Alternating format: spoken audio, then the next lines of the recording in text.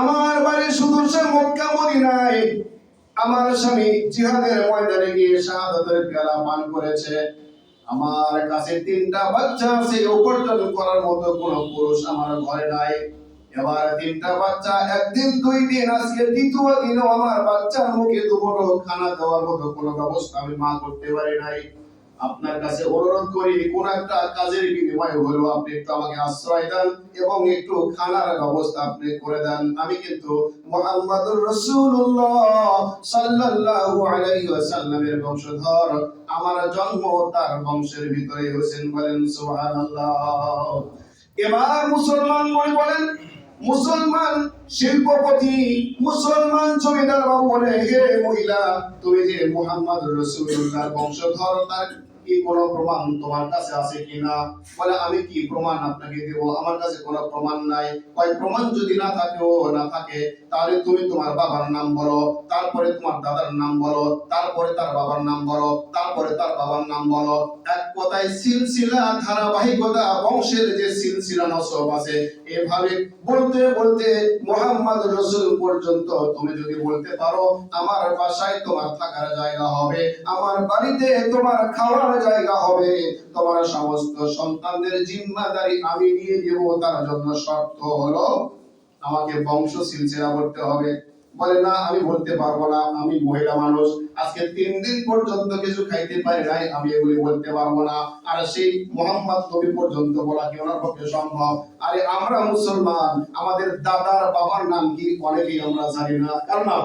দাদার বাবার নাম আমরা অনেকে জানি না।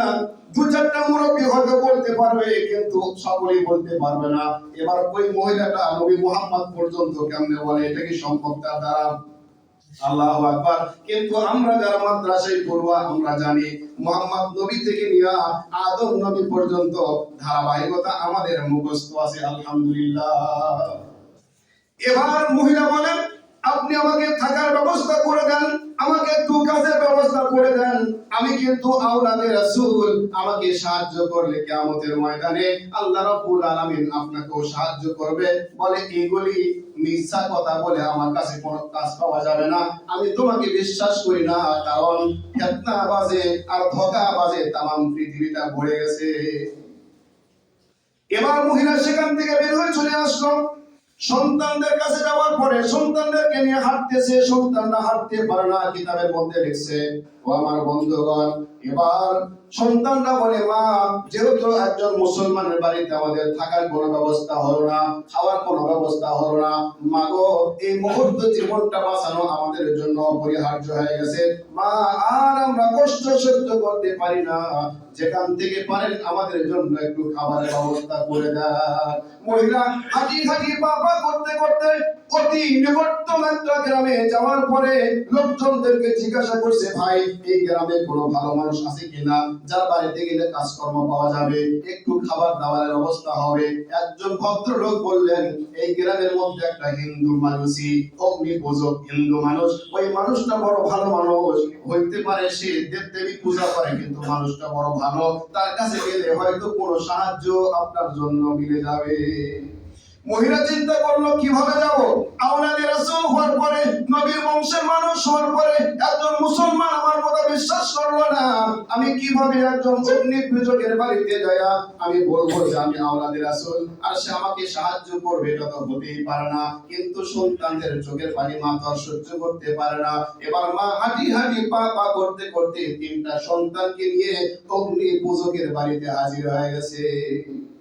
হাজির হওয়ার পরে এখন সালাম দিবে না, নমস্কার দিবে না, কি দিবে, কোনো কথাই নাই। মহিলা তো মানুষ, এমনি ভীত মানুষ, আবার 3 দিন ধরে কোনো খাবার নাই। এবার মহিলা ওই অগ্নি পূজককে ডাকতে বলে, ও আল্লাহর বান্দা, অগ্নি পূজক হলো তো সে আল্লাহর বান্দা, ও আল্লাহর বান্দা, একটা কথা আপনাকে বলতে চাই। বলে, বলো। হে মহিলা, তোমাকে দেখে তো মনে হয় তুমি ইসলামের একজন মানুষ। সুবহানাল্লাহ, ইসলাম ধর্মের একজন মানুষ, কারণ মাথা থেকে পা পর্যন্ত কোন রকমের পর্দা তোমার কমতি নাই। তুমি বলো কি বলতে চাও? বলে, আমি শুধু ইসলাম ধর্মেরই একজন মানুষ না, আমি হইলাম নবী মুহাম্মাদের বংশধর। সুবহানাল্লাহ। এই কথা বলার সাথে সাথে অগ্নি পূজক নিজের চেয়ার থেকে দাঁড়িয়ে গেছে। দাঁড়ানোর পরে বলে, মা তোমার পাশে যে চেয়ার আছে চেয়ারটায় তুমি একটু বসো, তারপরে তোমার কথা শুনবো আমি। বলে, না না, আমি তো আপনার বাড়ির কাজের জন্য আসছি এখানে, একটু সাহায্য অর্থাৎ কাজের বিনিময়ে কিছু পাওয়ার জন্য আমি এখানে আসছি, একটা কাজ দিলেই হবে, আমাকে এত সুন্দর আসরে বসানোর কোনো প্রয়োজন নাই। বলে, তোমার কোনো কথাই আমি ততক্ষণ পর্যন্ত শুনবো না যতক্ষণ পর্যন্ত তুমি আসন গ্রহণ না করবে। সুবহানাল্লাহ। মহিলা চেয়ারে বসছে। বলে, তুমি কোন বংশের মানুষ বললা? বলে, মুহাম্মদ নবীর বংশধর, আওলাদে রাসূল আমি।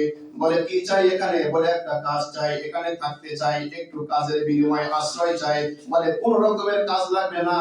ও মা, তুমি যেহেতু নবী মুহাম্মদের বংশধর, আওলাদে রাসূল, যেহেতু তুমি আমার বাড়িতে থাকবে, যতদিন মন চায় ততদিন থাকবা।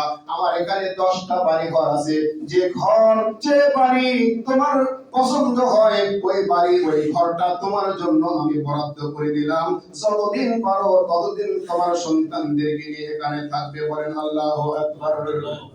একজন বিধর্মী মাজুসি অগ্নি পূজক এই কথা বললেন। এবার বলা হইলো, এই কে কোথায় আছো, তাড়াতাড়ি এদের জন্য নাস্তা খাবারের ব্যবস্থা করো। রাত হয়ে গেছে, বাচ্চারা খাইতে খাইতে চোখের মধ্যে ঘুম এসে গেছে, 3 দিন ধরে কিছু খায় নাই, ঘুমায় গেছে। মা খাবার পরে ওযু করে নামাজ পড়ার পরে 2 রাকাত অতিরিক্ত নামাজ পড়েছে, সালাতুশ শুকর। 2 রাকাত নামাজ পড়ে মালিককে ডাক দিতেছেন, মালিক, একটা মুসলমানের ঘরে গিয়ে আশ্রয় পাইলাম না, কিন্তু একটা হিন্দুর ঘরে আশ্রয় পেয়ে গেলাম। কিন্তু মালিক, আপনার কাছে এই হিন্দুর জন্য দোয়া করি, আপনি একে মুসলমান বানায়া দেন। সুবহানাল্লাহ। হিন্দু বেচারা যাবার পথে মহিলার আওয়াজটা কান্দ্রা শ্রবণ করেছে, রাতের বেলা ঘুমায় গেছে। হিন্দুর কথা একটু পরে আপনাদেরকে বলি, এবার মুসলমানের কথা বলি। মুসলমানটা শান্তিতে আছে না অশান্তিতে আছে? এবার মুসলমান, ওই যে পণ্ডিত মুসলমান, উনি স্বপ্ন দেখে হাসরের মাঠ কায়েম হয়ে গেছে, দলে দলে মানুষগুলি হাসরের মাঠের দিকে যাইতেছে। দৌড়াতে দৌড়াতে পানির বড় পিপাসা লেগে গেছে, সমস্ত মানুষ পানির জন্য পাগল হয়ে গেছে। আমি একটা জায়গায় যাই, দেখলাম সেখানে একটা মানুষ পেয়ালার ভিতরে পানি পান করাইতেছে। আমি বললাম, ভাই এটা কিসের পানি? বলে, এটা হলো হাউজে কাউসারের পানি। কে পান করায়? বলে, আরে ওকে চিনো না? ওটা তো আমাদের আখির জামানার পয়গম্বর, আমাদের নবী মুহাম্মদুর রাসূলুল্লাহ সাল্লাল্লাহু আলাইহি ওয়াসাল্লাম। বলে, আমি সেখানে গেলাম, মানুষদের ভিড়াভিড়ি কমানোর পরে নবীকে বললাম, হুজুর এক পেয়ালা পানি আমার বড় প্রয়োজন। নবী বলেন, তুমি হিন্দু না মুসলমান? বলে, আমি তো মুসলমান। তুমি যে মুসলমান তার কি কোনো প্রমাণ তোমার কাছে আছে কিনা? কোথায়কার খবর কোথায় গেছে? তুমি যে মুসলমান, কোন প্রমাণ? বলে, আবার কি প্রমাণ লাগবে? আমি তো মুসলমান, আমি তো নামাজি, আমি তো, মানে তুমি যে কলেমা পড়েছো তুমি বলো, কার কাছ থেকে তুমি কলেমা পড়েছো? কোন হুজুরের কাছ থেকে পড়েছো? সেই হুজুর কাছ থেকে পড়ছে, সেই হুজুর তার কাছ থেকে পড়ছে। এ করতে করতে আমার সাহাবী পর্যন্ত, কোন সাহাবী আমার হাতে হাত থেকে কলেমা পড়ে মুসলমান হয়েছে, আর আমি নবী তাকে মুসলমান বানাইছি কিনা, কোন সূত্রে তুমি মুসলমান দাবি করো? আমার কাছে উল্লেখযোগ্য প্রমাণ দিতে পারলেই তোমাকে এক পেয়ালা পানি দিব, নইলে তোমাকে পানি দেওয়ার কোনো সুযোগ নাই। বুঝতে বাকি নেই, তো বাকি আছে। এবার বেচারা পানি না পাওয়ার কারণে চোখ বেয়ে যখন পানি চলে আসতেছিল, হঠাৎ করে চোখের পানি মুছতে গিয়ে দেখে, আহারে, আমি তো আমার বিছানার মধ্যে শুয়ে আছি। কোথায়? আমি তো আমার বিছানার মধ্যে শুয়ে আছি। আল্লাহু আকবার। এবার ওরা বুঝতে বাকি নাই, আওলাদে রাসূলকে যে অপমান করে দাঁড়িয়ে দিয়েছে, এটাই হলো তার ফলাফল। কে কোথায় আসো? যাও। ওই মহিলা, গতকালকে যে মহিলাকে আমি বের করে দিয়েছি, কোন রকমের সাহায্য করে নাই, চিন্তা বাচ্চা সহ, দেখো ওই মহিলাটা কোথায় আছে। খোঁজাখুঁজি করার পরে আর পাওয়া যায় না। হঠাৎ করে লোকজন মুখে জানতে পারলো ওই অগ্নি পূজকের বাড়িতে নিয়ে একটা আশ্রয় নিয়েছে। এবার অগ্নি পূজকের যারা বলেন, মন্ত্রী মশাই, হে অগ্নি পূজক, হে আল্লাহর বান্দা, তুমি তো বিধর্মী, আর আমি তো ইসলামের লোক, যারা তোমার বাড়িতে আছে ওরা ইসলামের লোক, আমি তাদেরকে নেওয়ার জন্য বড় অগ্রাধিকার রাখি। আমার এরকম ভাবে পাওয়ার বেশি, ক্ষমতা বেশি, আমার হক বেশি, যদি আমাকে দিয়ে দাও। এবার অগ্নি পূজক বলে, খোদার কসম করে বলি, ওই মহিলাকে আমি আমার জীবদ্দশায় কোনোভাবেই তোমাকে দিতে রাজি নাই। বলে, কেন নাই, কেন নাই? বলে, তুমি কেন চাও? বলে, সেটা বলবো না কেন চাই, কারণ স্বপ্নে যে দেখছে, স্বপ্নে দেখছে, ওটা কি আর বলবে? এবার বলে কেন চাই? বলে না সেটা বলবো না, তবে আমার হক বেশি, তুমি যদি আমাকে ওই তিনটা বাচ্চা সহ মহিলাকে আমাকে দিয়ে দাও। এবার হিন্দু বলে কোনোভাবেই আমি দিতে পারবো না। বলে কেন দিবা না?